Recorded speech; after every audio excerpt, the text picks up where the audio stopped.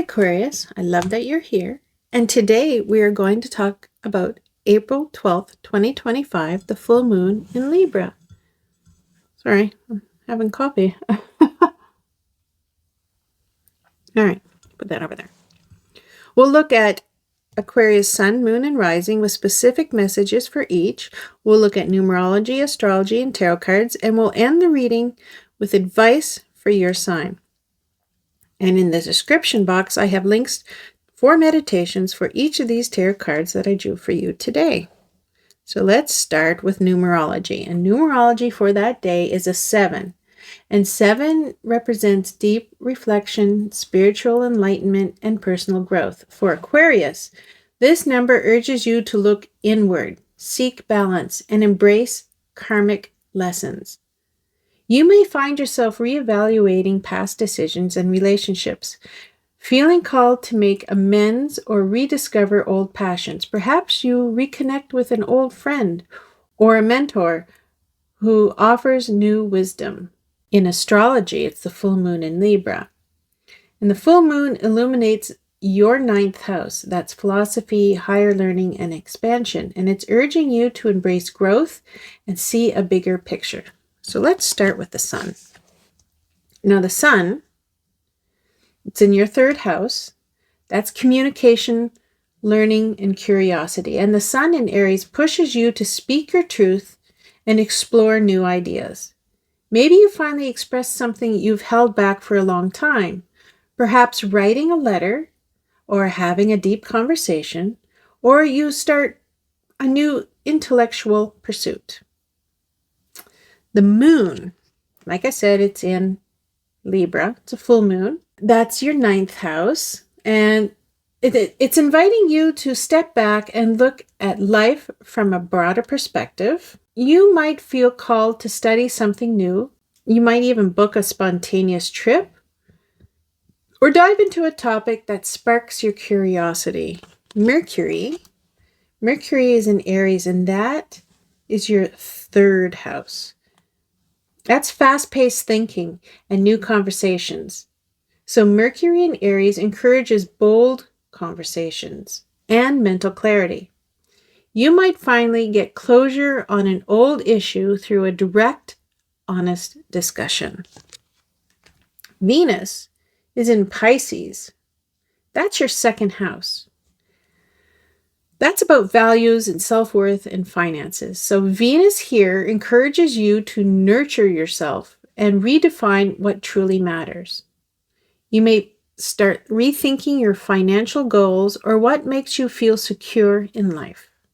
Mars, that's in Pisces. That's your 2nd house. That's drive and stability and emotional spending. Mars in Pisces can make you act on emotions rather than logic.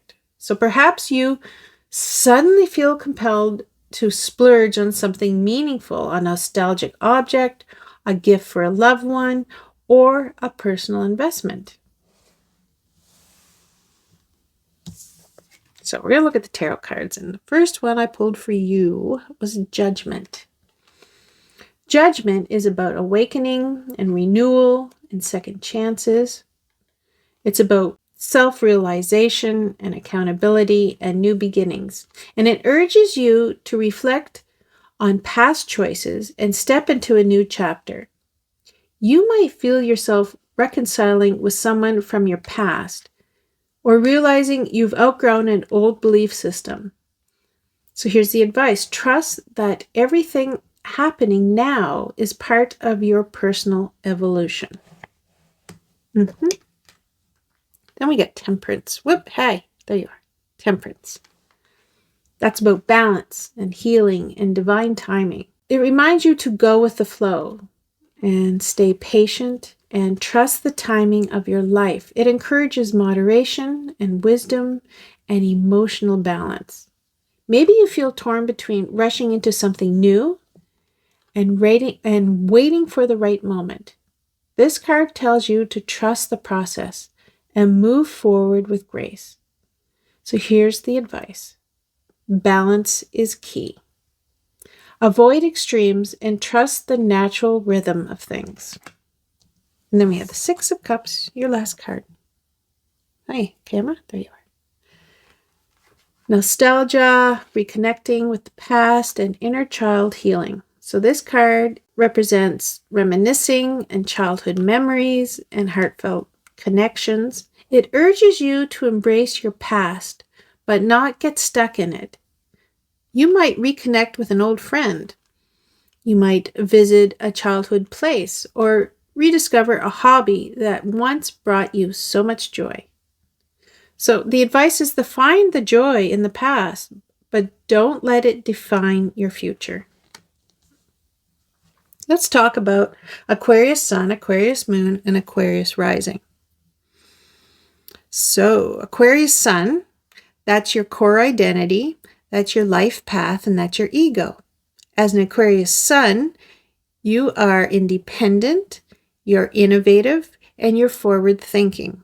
The full moon in Libra lands in your 9th house of expansion and higher learning and philosophy. So this illuminates new perspectives. It's travel, it's education, and spiritual growth.